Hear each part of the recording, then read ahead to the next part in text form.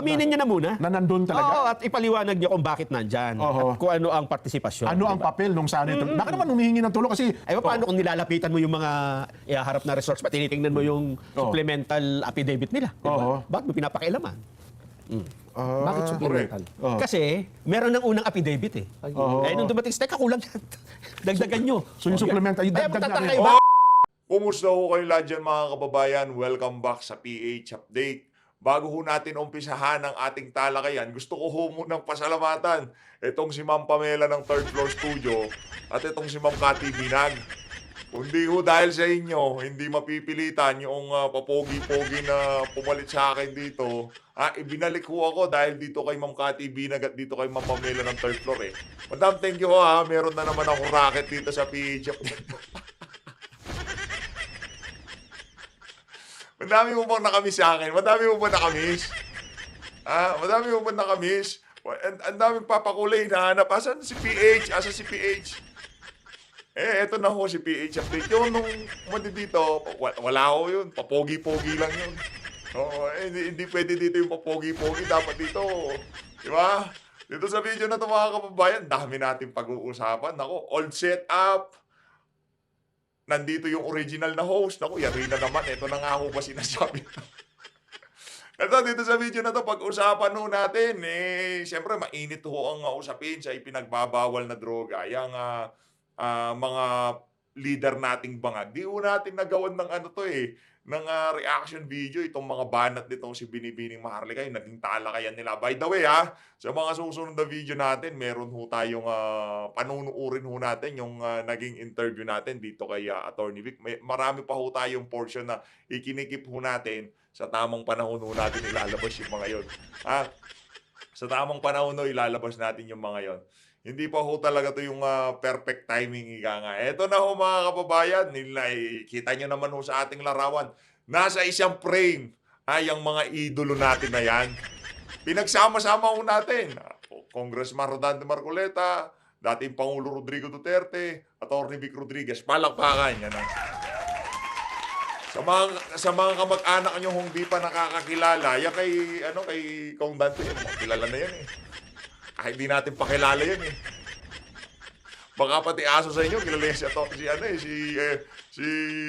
ang pangalan to, si Congressman Rodante Marcoleta. Pero, hindi ho tayo magpapakakampante, kaya kailangan pa rin ho nating ikumpanya yung mga number 1 at number 2 senator natin. Kung bago lang ho kayo sa PH Update, isang like at isang subscribe, masaya na ho tayo dyan. At sa mga gusto sumali sa ating community, yung join button nasa baba.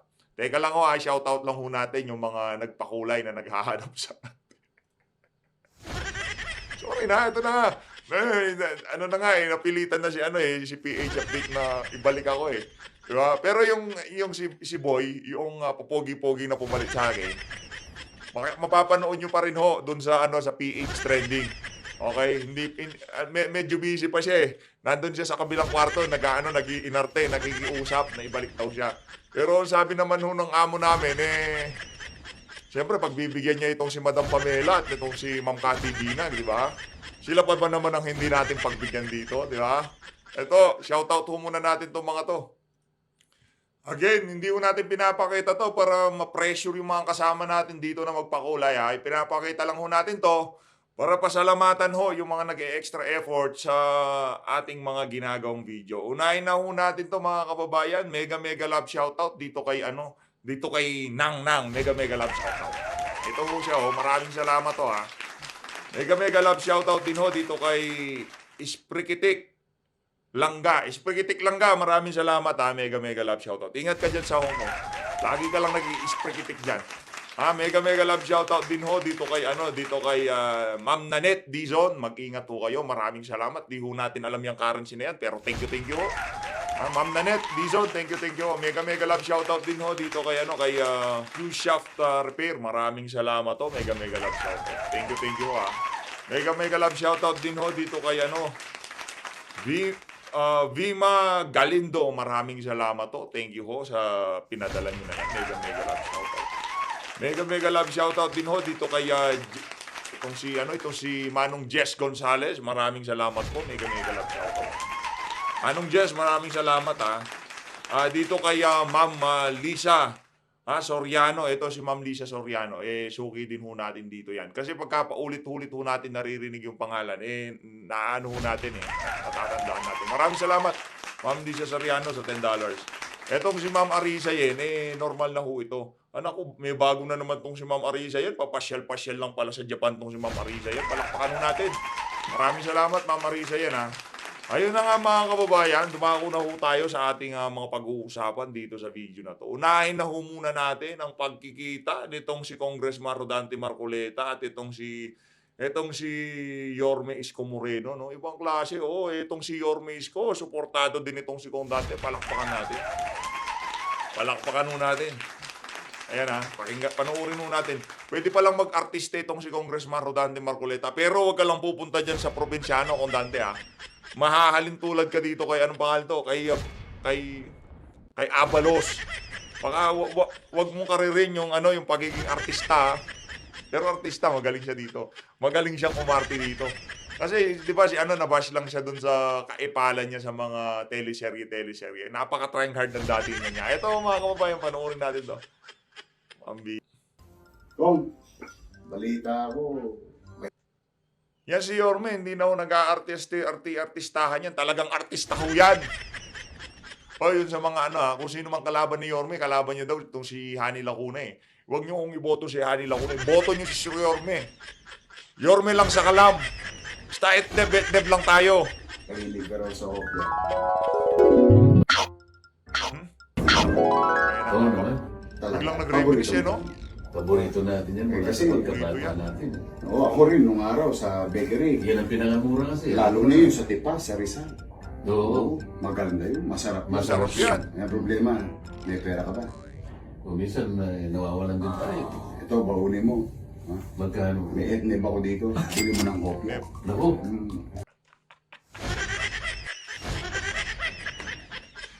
Ito naman si Yorme, di man lamang ginawang 50.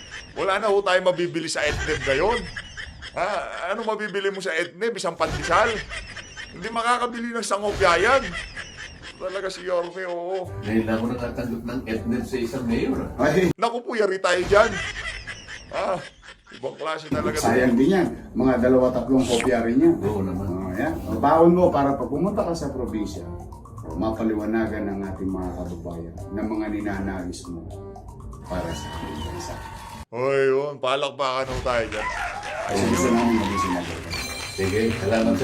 Marami. Ito, na to malapit na ho tayo sa katotohanan. Ika nga, malapit na tayo sa katotohanan na itong si Congressman Rodante Marcoleta magiging senador na. Palakpakan ho tayo.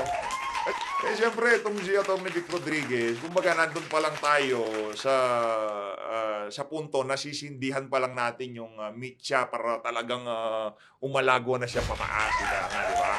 Konti na lang ho yan. Konting konting Sa'yo. na lang yan. At salamat sa etneb.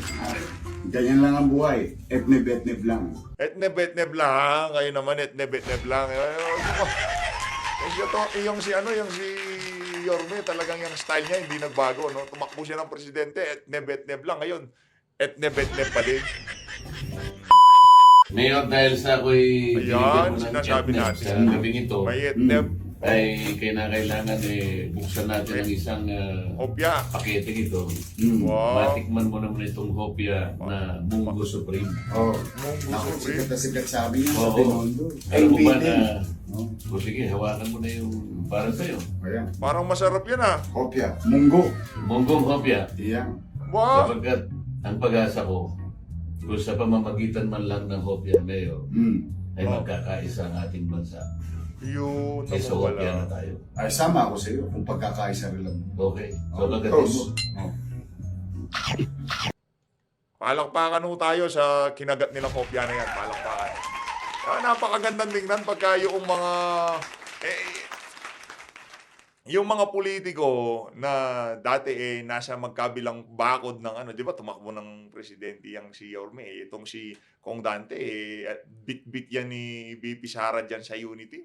Bit-bit talaga yan ni VP Sara yan si Congressman Rodante Marcoleta. Yun nga lang umatraso siya sa kalagitnaan ng laban. Pero this time sa tingin natin wala ika nga nitong si Kong Dante wala nang atrasan to. Hayun na nga mga kababayan dito sa bahagi ng video natin na to. pag-usapan naman ho natin, pag-usapan naman ho natin itong si dating Pangulo Rodrigo Duterte. Dating Pangulong Duterte, hindi na iimbitahan sa hearing. Anak ng toko, anong nangyari dyan? Sino ba nagbigay ng suwestyon na hindi na iimbitahan itong si dating Pangulo Rodrigo Duterte? Marami bang natusta dyan sa Senado? Ang problema kasi, di ba, anticipated na natin yan. Isang hearing lang ang kailangan. Tapos, ang usapan. Isang hearing lang ho. Hindi kailangan ng 2, 3. Isang beses lang kailangan dumalo ni Tatay Digong lahat ng argumento dyan sa Tuwad Committee. Naku. Kasi hindi naman ho nila pakay na mapakulong yang si Tatay Diggs. Ang gusto lang ho nilang mangyari dyan sa pagdalo niya na yan, mawasak siya. Kaso ang problema, imbis na mawasak siya, basahin nyo ho yung mga komento sa social media, doon sa mga mainstream media, wala. Diyan sa mga laging mainstream media, yung kanilang mga live, mababasa nyo ho doon. Talagang napakarami sa ating mga kababayan, sinasabi nila, noon lang panahon ni Digong, doon lang namin na-feel na safe kami. Yun ho, paulit-ulit nyo mababasa yung mga ganong klaseng komento. Kaya, sa tingin natin, isa ho yun sa mga dahilan kung bakit hindi na iimbitahan niya si Tatay Digong. Imbis na magbenepisyo yung kanilang naratibo, yung kanilang agenda dyan sa Tuwad Committee, lalo lang hong napapasama yung mga pinagagagawa nila. Nakuha niyo ho ba? Ang plano kasi, hindi naman papugiin itong si Digong. Kaso along the way, habang winawasak siya, lalo ho siyang pinupupogi. Diba? Hindi yung pogi na nandito, ngayon umiiyak sa kabilang kwarto yun. Wala na eh. Kayo ba naman mag-chat ba naman itong si Madam Pamela at itong si Ma'am Cathy Binag, 'di ba? Sino ba naman si PH Update para hindi niya pagbigyan yung mga magagandang dalaga na 'yon? Yung isa hindi na dalaga pero mukhang dalaga pa din. 'Di ba? Sino ba napilitan si Amo, si Boss Amo, sabi. Oy, PH, punta ka nga dito. May nag-request sa'yo eh. Ngayon may trabaho tayo ulit. May racket tayo, di ba? Ganun lang naman ho yun. Ganun ang buhay. Pagka may racket tayo ulit ngayon. Dati wala na tayong racket. Pasipul-sipul na lang ako sa karsada nung isang araw eh.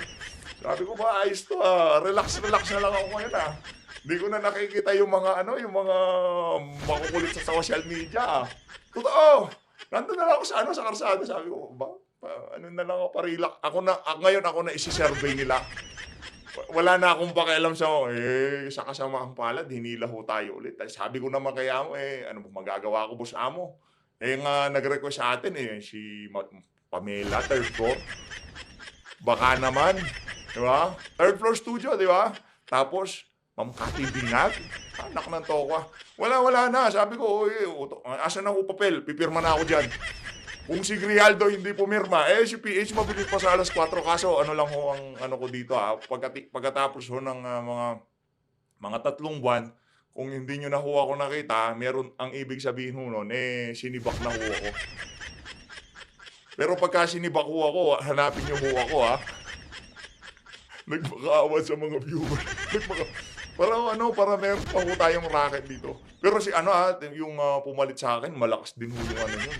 Patindi din mag-vision, malupit din ho pala siyang bumalagbag. Meron din. Sayang, may potential pa naman. Diba? Nangihinayang tayo, may potential yung pumalit sa atin dito Kaso, wala Masyadong may pagkabarumbado dating Baka bigla akong batukan pumasok dito, no?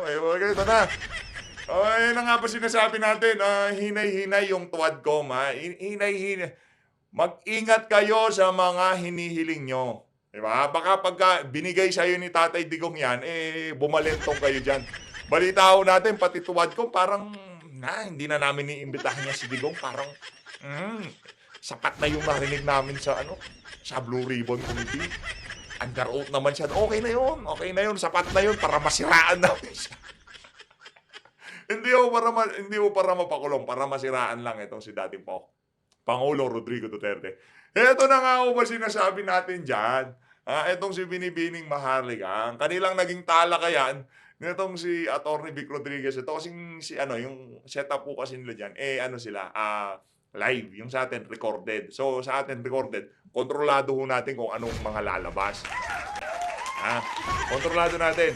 At yung mga palalabasin ho natin, yung base lamang sa kaganapan sa social media para at least mas maraming makapag-engage at maraming makakita doon sa mga punto de vista nitong si Attorney Vic Rodriguez. Ito na ho, panoorin ho natin. Ano ba yung ipinapakita na yan ni Attorney Vic? Bigla ho tayong naintriga. Kasi mainit ho yung mga hamunan-hamunan ngayong mga panahon na to, di ba? Pati itong si Manong Pulong Duterte at itong si Mix Nograles, nagkasagupaan na sila dyan sa hamunan-hamunan na yan. Ngayon, itong si Attorney Vic Rodriguez, ba't parang ganado ho tayo ngayon, di ba? No? Yung tipong matagal kang tumambay, Brad. Halos isang linggo kang tumambay. Daming nakamiss eh. Ito na ho.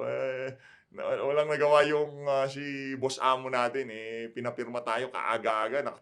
Pakapi-kapi lang ako doon sa harap eh. Sabi ko, pakapi na ako ngayon. No? Relax na ako. Wala nang problema. Oh. Diba?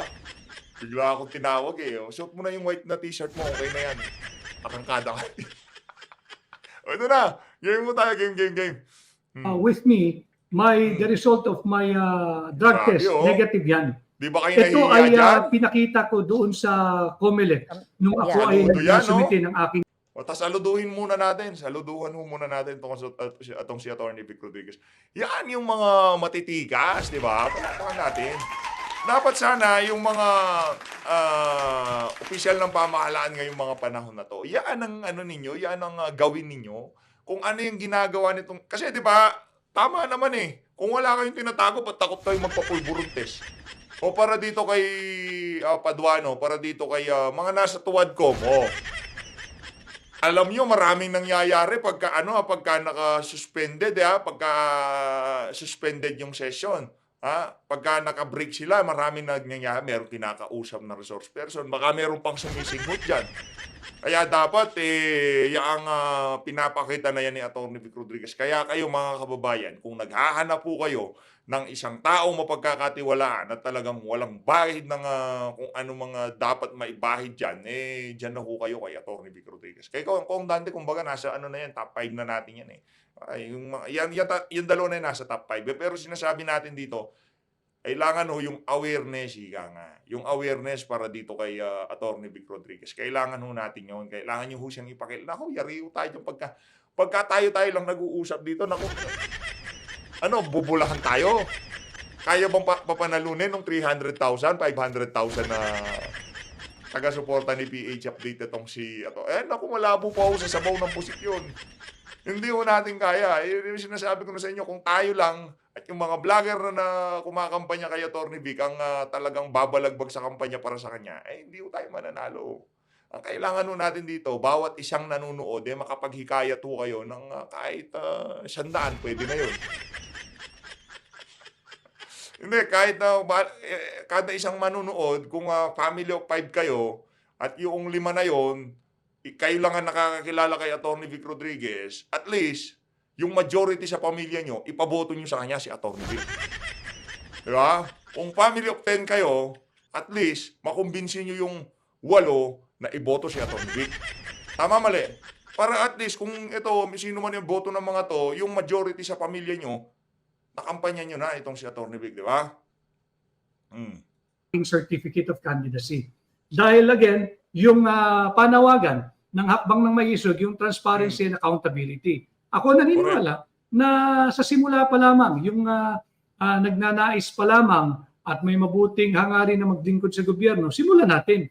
Sa mga kandidato, magsamite tayo ng ating negative drug test result. Sana At ganito yung lahat ng mga politiko, nasa pamahalaan na, whether appointed or elected, it's time to heed the call of the Filipino people.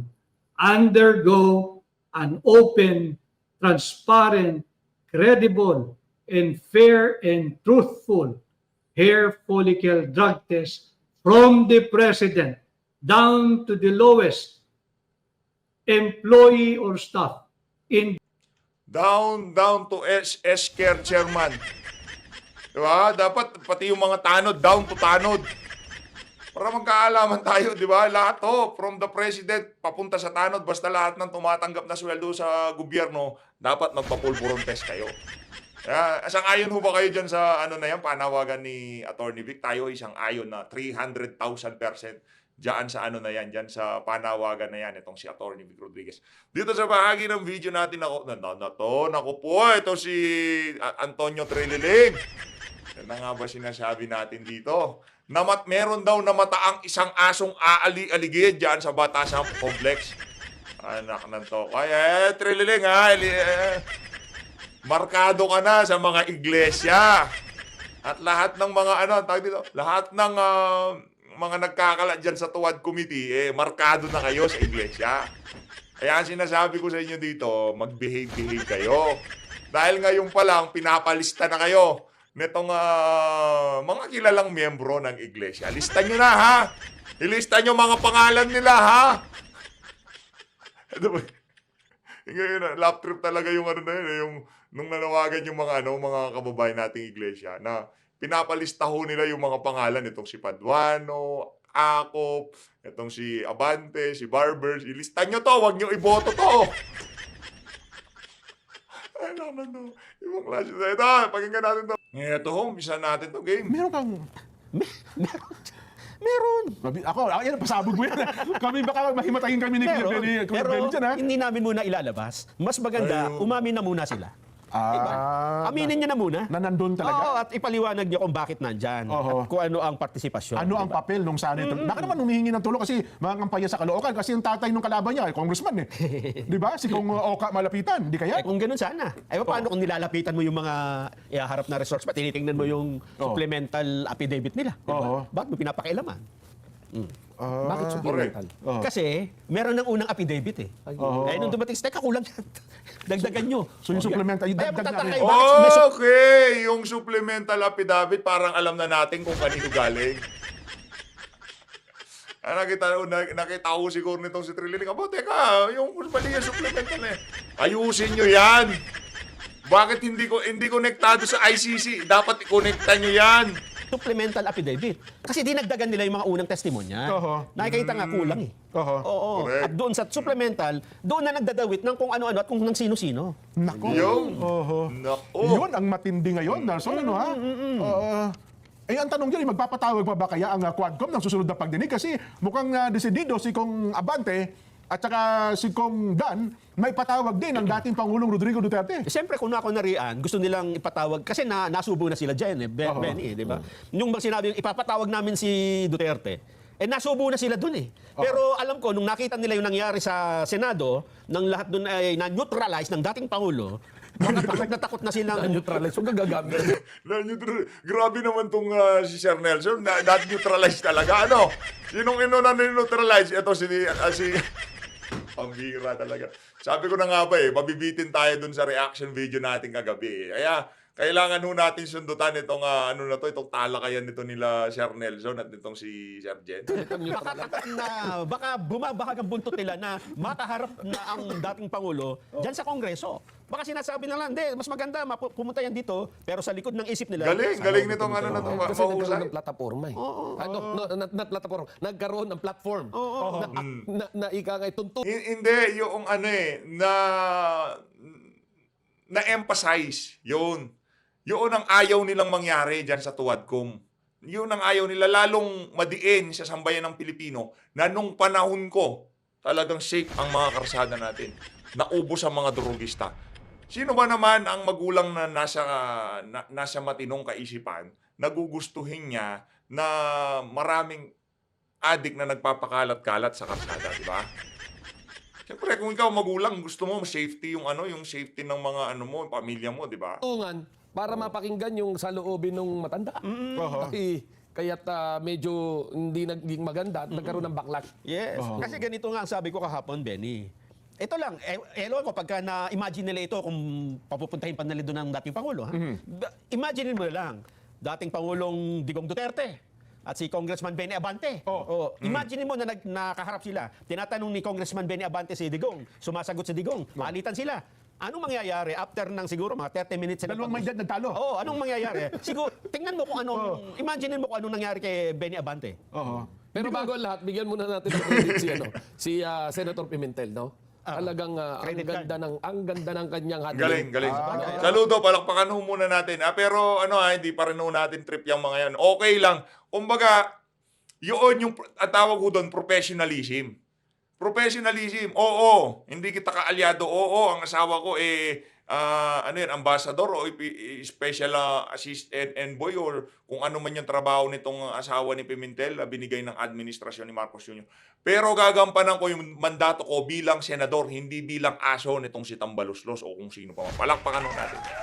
Okay, di ba? Sana ganon, professional yung mga kakandak ng mga hearing-hearing na yan. Yung hindi kagaya dyan sa House of Representatives, interest nitong si Tambaluslos ang ipinupus nila. Kaya ngayon, talagang lumalabas yung katotohanan na talagang pamumulitika lang yung nangyayari dyan sa House of Representatives. Talagang, Hindi, pero sabi- this is no longer productive. Diba? O recess. Yun ang tama eh. Alam mo, sa halip na mag-away, i-recess mo muna. Agad. No? And, Hindi, of pero course, parang hindi di rin naman natin matatawaran yung galing ni Congressman Ace Barbers wherein talagang Palpak. napaka ano niya rin, kumbaga neutral, no? Napaka-neutral niya rin the way he asks Hindi. questions, the way Actually,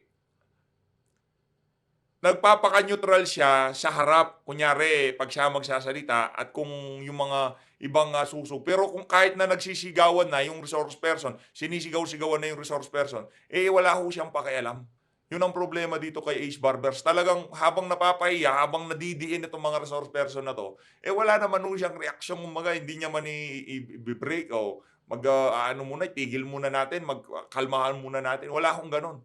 Magbe-break lang yung mga yan pagka yung tipong medyo lumilihis na yung usapan. Naku, kailangan natin mag-break. Break tayo konti. O, pagbalik nila yan, i-diretso nila ulit. Di ba magpupulong-pulong sila sa harap? Paano ba yan? Yung kay ganito gawin natin. Hindi ko kukonekta yan. Kailangan ayusin natin yan. Di ba ganun ho? O. na i-handle niya yung Yun ang namimiss ng mga kasama natin, yung mga pabulong-bulong natin. Di ba? Pabulong-bulong-bulong na ganyan. investigation. So, Pero pagka bumulong tayo lang huwag nyo ng pagsabi. Pinagkakalat nyo pa kasi. Tayo na lang. maaari, Ako naman, ang punto ko kay Barbers, bakit niya pinahintulutan yung Garma na magbasa nung kanyang testamento na yung mga organisasyong wala namang kinalaman doon sa kanilang hearing, Yun. pinayagan Naku. niyang ipasabi. Di ba? Naku. Kasi may hawak sila ng sworn statement, Kuya Benny. well, alam nyo, Ano may natanong din akong taong Oo. ganyan eh. Dahil alam naman natin na maraming pangalan na nabanggit na hindi rin naman dapat mabanggit. Yun na nga, oo. Pati nga hearsay pinatulan eh. Diba? So, Oo. tinanong natin, alam mo, ang sagot sa atin nung isang PR ng Quadcom, no?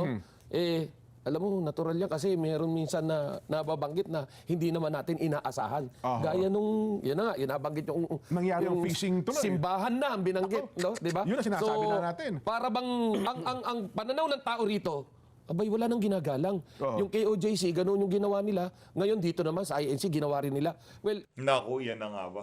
Ano na hoy, yung pattern ng mga kabalbalan nila dyan sa House of Representatives, meron na ho tayong, kumbaga meron na tayong tutuntunin, ika nga, meron silang ginagawa na pagka itong sunod-sunod courtesy call, VP Sara, courtesy call, dating Pangulong Rodrigo Duterte, next Quadcom, bigla hong lumabas yung iglesia dun sa sworn affidavit nitong si Garma. Dapat sana, huwag mong banggitin yan. Pinapahanap lang pala Baka ano pa mangyari dyan, di ba? Pwede mo namang ganunin yun Kaso wala ho silang pakialam. Sige, balagbagin natin lahat. Nanto, ganun na ang pananaw ng taong bayan, which is hindi na po healthy. Aha. Di ba? Hindi na healthy. Ngayon, uulit-ulitin po natin, maaari po sana, bago tayo magsagawa ng investigasyon o bago natin bigyan ng pagkakataong magsalita, yung mga taong nagsasalita, lalo na nakakita nyo, puro mga convicted felon, yan pong nagsasalita. No? Wala na ho yan, pati ho yung bumaril kay Rizal, baka ituro na niyan kahit kanino. Si Dan Fernandez, pilit na naghuhugas ng kamay pero wala, nalublob na kayo. Congressman Dan Fernandez, pasensya na po kayo. Di ba? Nung isang araw, nag-inikot niyang halos lahat ng mga himpilan ng radyo, telebisyon. Parang gusto niyang linisin ang kanyang sarili. Pero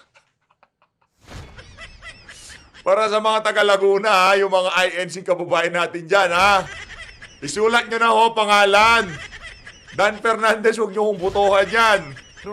ayaw ko po kung ano ang nangyari sa kagustuhan niyong linisin ng iyong sarili o kung sa bagay na ito. Ito pa, Di ba? dagdag dyan, Jen. Kung Meron bakit, ka pa pasabog na naman. Kinakabahan na naman ako kung dyan. bakit si Trillanes ang ginawa nilang coach. Okay. Naku, Natanda mo yung, ito lagi natin binabanggit yung nangyari kay dating Vice President Jojo Binay. Sino ba kumamada nung panahon na yon? Ay, Trillanes nga. Ibig sabihin, meron siyang karanasan. 3 taon nilang binir si Binay eh. Meron siyang expertise. Oo. Kung ang pag-uusapan, di ba hindi naman kagad EJK yan, hindi na Pogo yan, di ba? Pogo nung simula yan, Tapos oo. naging DP Inday funds, di ba? Oo. DepEd, tsaka OBP, di ba? Oo. Sino merong karanasan na bumanat sa isang vice president sitting? Oo. expert. Ay, yung Trillanes. Talagang itong si Sir Nelson. Palakpakan nun natin. Ang ganda nun. Ang ganda nung isa na yon. Sino ba ang sanay na bumasura o bumanat sa isang sitting vice president? Sino ba sanay? Kanino ba template yung ginagamit nila kay BP Sara? Binay. Antonio Trililing. Di ba? Ngayon, yung ginagawa ko nila kay BP Sara, kanino nila hinahalin tulad? Kay Binay. Kanino utak yung gumana dun kay Binay? Si Trililing. Sino? Ngayon, bali-balita, di umano. Ang coach, consultant, nagpapatulong ang Tuwad Committee dito kay Antonio Trililing. Naku, yari tayo dyan. Nabulgar ho ang kanilang mga kababuyan. Huwag kayong makiipid dyan sa naku, yari kayo dyan kasi kay Antonio Trililing, no? Yari kayo dyan. Oo. Yan ba ay, sabihin, coincident lang ba yan? Oo. Yan ba ay isang guni-guni? Oo. Naku. So, nako po. Marami silang mapapala kay Trillanes pagdating sa Ganon? mga expertise na kailangan nila. Oo. Di ba? Kasi nasa kanya din yung dokumento ng ICC. Oo. Naku, talagang yari itong si Trillanes dito. Kumbaga, wala na ho hubad ho ang Tuwad ko. Tinanggalan na sa plot, kitang-kita ang nasa loob pala, kala natin, merong 4 na ulo di ba? 4 na ulo, si Paduano, si Abante, si Barber, si Fernandez, nakabarong nakatikas sila Nung hinubaran ho natin, merong kumakain sa loob, itong si Antonio Trililing pala. Wala. Nako. Mahinan nila lang. Yaman din lamang binabanggit nyo yan, Kuya Benny, Kuya Nelson, may mungkahi ang isang senador. At ito'y gagamitin na rin natin para ho maging laman ng ating Vox Populi. Sabi ni Senador J.B. Ejercito, tapusin na po ang investigasyon sa war on drugs sa ilalim po ng Duterte administration. Ayon po Senador, nagsalita na po sa dating Pangulong Rodrigo Duterte at sapat na ang nakalap na impormasyon para makabuo ng rekomendasyon ang Senate Blue Ribbon Subcommittee at makapag-focus na ang mga mababata sa pagtugon sa mga usaping makakatulong sa mga kapwa Pilipino. Para po kay Senador JB, dapat ipaubaya na po sa Department of Justice kung ano ang susunod na hakbang kaugnay sa naging revelasyon ng dating Pangulong Rodrigo Duterte. Yan. Sa part po yan ng Senado, Nelson, aywan ko lang. Samantalang sa part naman po ng Kamara, may nagsasabi na... Ang issue natin dito, pagka ako kasi hindi nila gagawin Oo, magsusumiti sila ng mga rekomendasyon. Pero hanggang doon lang yun Kasi ang ini-aim ho talaga nila dito, mawasak itong si dating Pangulo Rodrigo Duterte. Hindi mawasak na makasuhan at makulong. Wala ho siya. Pag nakulong yan si Digong, magkakagulo Pilipinas. Yun ang sigurado natin dito. Pagka kinulong nila itong si dating Pangulo Rodrigo, maghahalong balat sa tinulupan, yun ang sigurado natin. Magkakagulo ho talaga. Ngayon, pag nakulong nila itong si Digong, anong mangyayari? Mas ma-emphasize lalo yung mga nagawa ng matanda. Mas ma-emphasize lalo yan.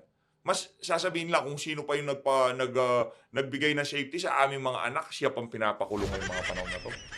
Yung nagsagawa ng war on drugs, siya ang nakakulong, habang yung mga durugistang kung ano-anong mga pinaggagawa nilang kalokohan, nakuldapan dito, nakawan dyan, kakasaan dito, yun hong nangyayari ngayong mga panahon na to. Makikita ho yun ng ating mga kababayan. At yun hong ayaw mangyari nitong mga bangag dyan sa Malacanang. Kaya yung rekomendasyon, malamang, ito yung mga findings namin, nagko-corroborate, ganito.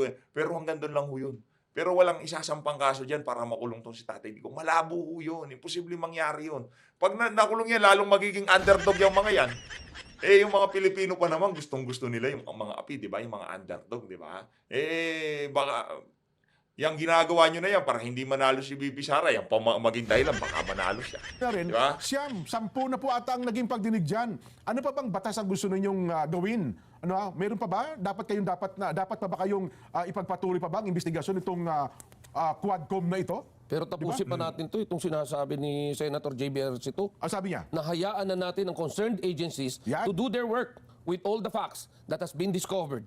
Ako nakalulungkot na ang aga ng political bickering, aga ng bangayan. I don't want to dip my hands into it. Trabaho tayo ng ang daming problema. All political bickerings are not helping. Ang aga, wala pa tayo sa half ng term. Nagsimula na ang political bickerings. Nanghihinayang ako. There's still a lot of challenges that needs to be addressed. Di ba? Well, ano to? yun ang, Totoo to. yun ang quote ni Senador JB Ercito. Ay, nako. Kung talaga nakikita ng kasalukuyang administrasyon, yung talagang pangangailangan ng taong bayan, the people of the Philippines don't deserve this. Yun yun. Kaya nga din magiging Vox Populi ngayon. Ayun na nga mga kababayan, dito na una tatapusin ang ating reaction video. Maraming salamat ho sa pag-support sa PH Update. Mag-ingat ho kayong lahat. Again, ang lagi ho natin bilin dito sa PH Update. Mahalin ho natin ang Pilipinas. Maraming salamat. Maraming salamat ho sa mga pinilit si Boss Amo na ibalik ako. Ito na nga ho yun. Ito na nga ho request nyo, di ba? Thank you ulit kay Madam Pamela ng third floor at dito kay Ma'am Cathy Binang. Madam, maraming salamat ho ha. Hindi ko na ako kayo mapapasalamatan ng personal pero meron na naman ho akong racket ngayon. Thank you. Maraming salamat ho.